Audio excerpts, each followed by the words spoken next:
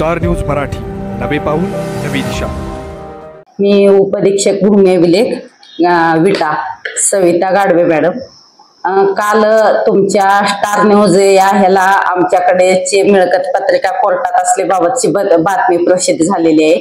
त्या अनुषंगाने थोडंसं मला जनतेला माहिती द्यायची आहे। तर कार्ड हे 2006 पासून कोर्टात आहेत आणि आता त्याचा निकाल ऑगस्ट 2024 मध्ये लागलेला आहे।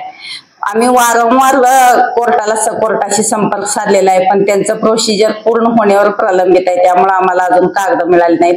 आम्ही वारंवार त्या संदर्भात पत्रव्यवहारही केलेला आहे आणि मी स्वतः जाऊन मागच्या 17 तारखेला दिवसभर कोर्टात थांबून मॅडमना पण म्हणजे कोर्टाला नाही भेटले, तिथल्या अधीक्षकांना भेटून ते आम्ही स्वतः तिथले हे जे कोर्टाच्या ताब्यात आहे ते सगळे रेकॉर्ड वगैरे शॉर्टिंग केलेलं आहे। त्यांनी आम्हाला त्यांचा आदेश व्हायला लागते, जे त्यांच्या ताब्यात कागद आहेत त्याची ताबा देण्यासाठी त्यांचा फेर आदेश असतोय म्हणे। त्यांच्या प्रोसिजर प्रमाणे झाल्यानंतर त्यांनी आम्हाला ताबा देणार आहेत। त्यांनी ताबा दिल्यानंतर लगेच आम्ही त्या कार्डांचे ऑनलाईन प्रोसेस करून लोकांना त्यांचे जे एवढे दिवस थांबलेले नोंदी वगैरे आहेत ते काम करण्याची आम्ही दक्षता घेणारच आहे। पण लोकांचा असं समज आहे की जाणून बुजून आम्ही टाळतोय काम करायला, असं काही नाहीये। फक्त प्रोसेस पूर्ण झालेलं नाहीये, त्यामुळे ते काम प्रलंबित आहे। आम्ही वारंवार त्या कार्डा संदर्भात संपर्क साधून पाठपुरावा करतच आहे।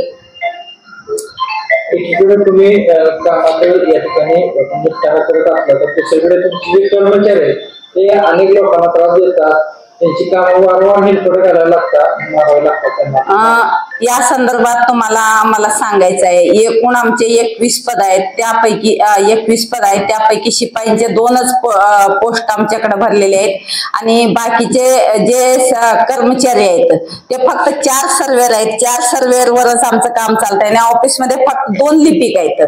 2 लिपिकना सुद्धा आम्ही मोजणी कामाचं आमचं मेन हेतू हे आहे की मोजणी कामाचं वेळेत निपटारा व्हावं।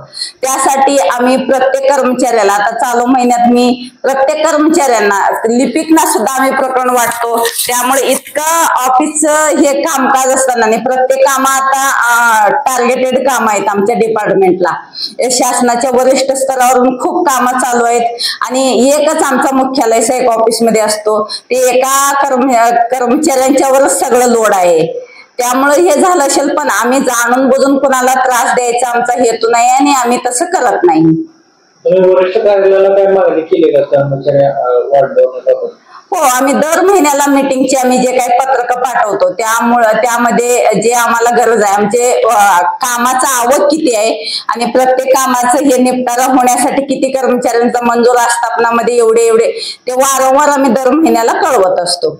या ठिकाणी तुमच्यासारखे काही कर्मचारी जे चांगलं काम देखील करतात, परंतु जे काही इतर कर्मचारी आहेत जे लोकांना नाहक त्रास देतात, असे काही कर्मचारी आहेत तर त्यांना काय सांगा तुम्ही? नाही, असं कुणीही नाहक त्रास देत नाही आणि जरी तसं असेल तरी पण मी वेळोवेळी त्यांना पण हे करते। फक्त कसं आहे, आता ऊन इतकं वाढलेलं आहे, असल्या उन्हात वगैरे मोजणीचं काम करून येऊन थोडंसं शेवटी तेही पब्लिक आहे, माणूसच आहे, मोजणीला जाणारा सुद्धा। आपण इथं बसून खाली रूम मध्ये बसून फॅन खाली बसून एवढं वैतागत असेल तर ती व्यक्ती रोज उठून मोजणीला जात असते, तर त्यांचीही मानसिकता आपण थोडंसं हे करावं, जनतेनं आम्हालाही समजून घ्यावं अशी माझी अपेक्षा आहे। आपल्या परिसरातील लेटेस्ट बातम्या पाहण्यासाठी स्टार न्यूज मराठी YouTube चॅनलला आत्ताच सबस्क्राईब करा।